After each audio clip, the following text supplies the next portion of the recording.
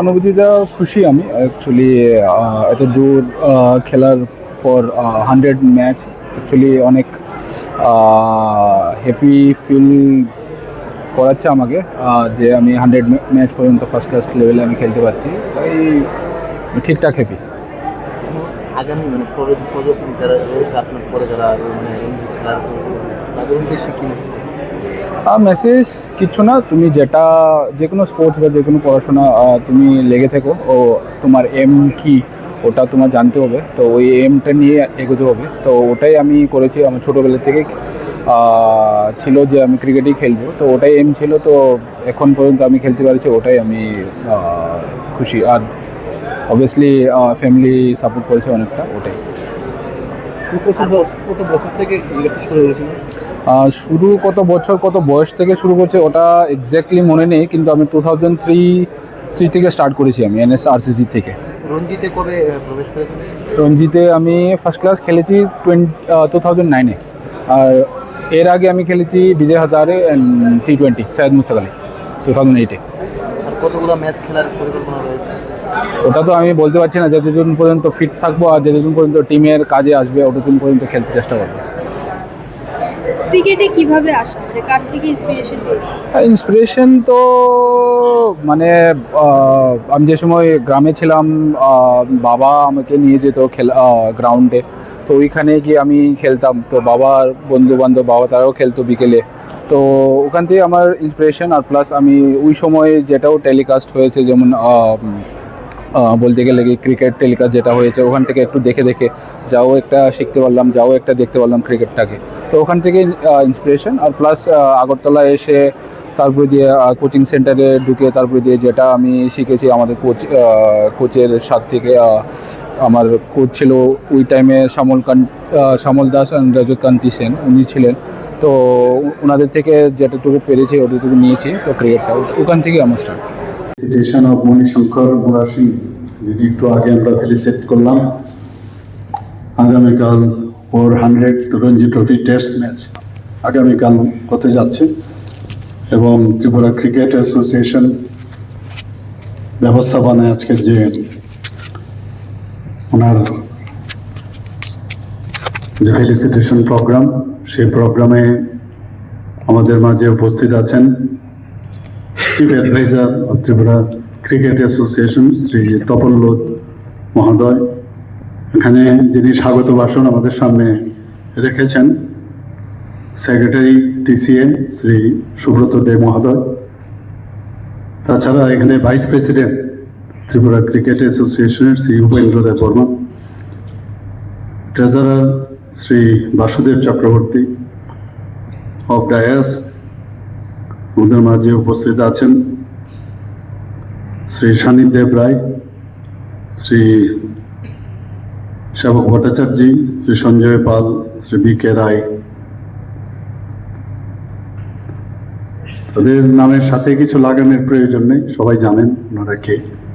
আমার মনে হয় না বললেই ভালো, না বললে ভালো, না বলবো, সবাই জানে ওনাদের।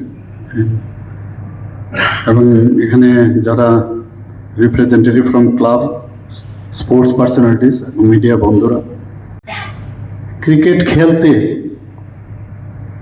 বা দেখতে গিয়ে যে সময় লাগে, আমার মনে হয় আজকে অনুষ্ঠানটা খুব তাড়াতাড়ি হয়ে গেছে। মানে খুব হার্ডলি বোধহয় হাফ অ্যান আওয়ার লাগবে যা দেখলাম, কিন্তু আসলে ফিল্ডে কিন্তু গেলে অনেক সময় লাগে খেলা শেষ হতে। তো ফিল্ডে একরকম আর অনুষ্ঠানে আরেক রকম। আর এটাই কিন্তু উল্টো দিকে যদি আজকে পলিটিক্যাল এখানে সভা হতো বা আদার্স কোনো প্রোগ্রাম, দেখা যায় যে কার্যক্ষেত্রে কম কিন্তু ভাষণবাজিতে অনেক বেশি। তো অ্যাকশন ইজ বেটার দেন ওয়ার্ডস। এখানে এত এত সুন্দর সুন্দর সব ইয়াং ছেলেমেয়েরা এখানে আছে, এবং মাননীয় প্রধানমন্ত্রীজি যেভাবে ওনাদের উপর একটা বিশ্বাস এবং আশ্বাস রয়েছে, এবং এখানে বেশি না কথা বলাই ভালো। এখানে অ্যাকশন হচ্ছে বেস্ট। ফিল্ডে আমরা যাদের দেখব, আর মণিশঙ্করকে তো এটা একটা গর্বের বিষয় আমাদের জন্য। যে ও কিন্তু অ্যাকশনই বেশি দেখায় আমাদেরকে। 100 রঞ্জি ট্রফি ত্রিপুরা রাজ্যে তো হয়নি কোনোদিন, আমরা শুনিনি। এর আগে যেটা সুব্রত বাবু বলছেন যে 50, 55, 60 এগুলো হয়েছে এবং আমরা জানি তার কারণ আছে অনেক, কিন্তু একদম পিওরলি যেটা হয়েছে আমার মনে হয় সেটা হচ্ছে মুরা সিং। আমাদের আজকে মণিশঙ্কর মুরা সিং এর ক্ষেত্রে সেটা কিন্তু পিওরলি উইদাউট এনি পলিউশন, সেটা আমি বলতে পারি। এবং অত্যন্ত আনন্দের দিনও আজকে আমাদের জন্য, যে আজকে কিন্তু আমাদের স্টেটহুড ডে।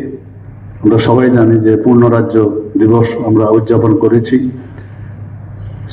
স্টেটেও করেছি, অন্যান্য জায়গায় হয়েছে। তো এই দিনে এরকম একজন ক্রিকেটের প্রতিভাবান যে ক্রিকেটার, তাকেও আজকে আমরা সম্বর্ধনা ত্রিপুরা ক্রিকেট অ্যাসোসিয়েশনের তরফ থেকে আজকে একটা মানে সুন্দর দিনেই কিন্তু সেটা হয়েছে। এবং এটাও কিন্তু আমাদের জন্য একটা, আমি বলবো একটা বাড়তি পাওনা ত্রিপুরা রাজ্যের জন্য। এখানে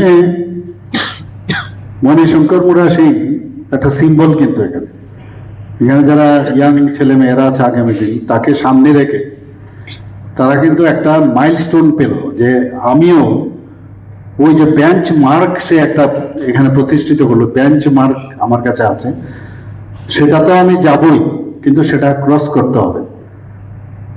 আগে আমরা ক্রিকেটার যেমন সচিনকে আমরা জানি, বা অন্যান্য যারা ক্রিকেটাররা আছে এখনো, যারা ইয়াং যে ক্রিকেটাররা আছে, তাদেরকে দেখে কিন্তু উদ্বুদ্ধ হয়। এখানে আজকাল তো বিরাট কোহলির মতো অনেকে দাড়ি ফাড়িও রাখে অনেকে। মানে আমি মেডিকেল কলেজে আমি যখন আমি ছিলাম, তখন অনেক স্টুডেন্টকে আমি দেখি, আমরা সাধারণত মেডিকেল কলেজের স্টুডেন্ট বা ডাক্তাররা কিন্তু দাড়ি বাড়ি কম রাখে, ক্লিন থাকে আর কি। কিন্তু স্টুডেন্টদের দেখে এরকম দাড়ি বাড়ি মণিশঙ্কর ইয়ের মতো, এই বিরাট কোহলির মতো শুরু করেছে। আমি বললাম আর এটা কি? বললো এরকম অবস্থা, ডাক্তার হওয়া সত্ত্বেও এই যে মানে বিরাট কোহলির মতো আমার হতে হবে, এই যে বিষয়। মাঝে মাঝে ক্লাসের মধ্যে ওদের সাথে খুব মজাও করতাম।